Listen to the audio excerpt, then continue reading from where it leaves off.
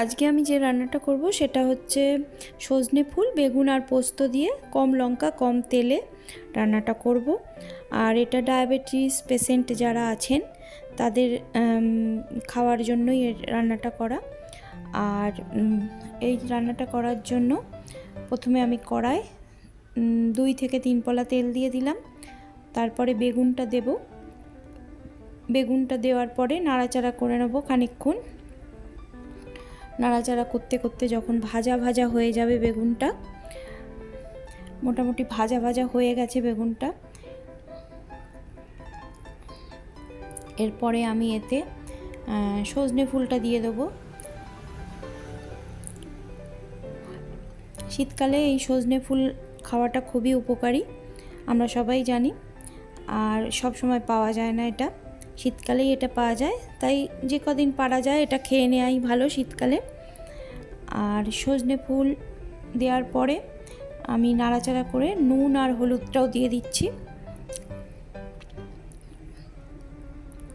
নুন হলুদ দেওয়ার পরে আমি এটা খানিকক্ষণ কষিয়ে নেব।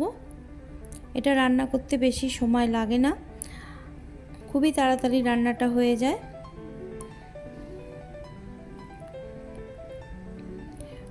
শুধু আগে একটুখানি সজনে ফুলটা ভিজিয়ে রেখে ভালো করে ধুয়ে বেগুন আর পোস্ত বেটে নিলেই রান্নাটা তাড়াতাড়ি হয়ে যাবে। এরপরে আমি খানিকক্ষণ এতে জল দিয়ে দিয়েছি। একটু জল দেওয়ার পরে আমি পোস্তটা বাটাটা দিয়ে দেব। পোস্ত বাটাটা দিয়ে নাড়াচাড়া করে নেব। যত এটা শুকনো করা যাবে তত সুন্দর লাগবে খেতে, মানে শুকনো করে কষিয়ে নেওয়া যাবে। গরম ভাতে এটা খেতে খুব সুন্দর লাগে, এরম করে রান্না করে দেখবেন একবার। এরপরে আমি এর মধ্যে লঙ্কাটাও দিয়ে দেবো। আর লঙ্কাটা আগে দিইনি, যেহেতু লঙ্কা খেতে পারে না আমাদের বাড়ি বয়স্ক লোক আছেন, সেই জন্য আমি লঙ্কাটা পরে দিচ্ছি। আর লঙ্কাটা আগে ভেজে নিয়ে দিলেও খুব সুন্দর লাগবে। এরপরে আস্তে আস্তে যত পারবো যতটা জল শুকনো করে নেওয়া যাবে তত সুন্দর লাগবে খেতে। রান্নাটা আমার হয়ে গেছে বলতে গেলে,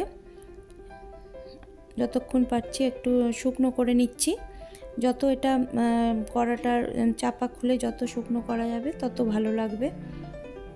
একদম কড়ার গায়ে গায়ে লেগে গেছে।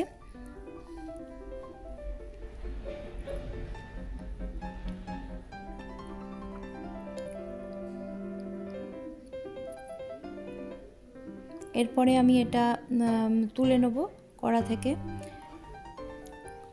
আমার রান্নাটা শেষ হয়ে গেছে। এটা গরম ভাতে খুবই সুন্দর লাগবে, আপনারা খেয়ে দেখবেন।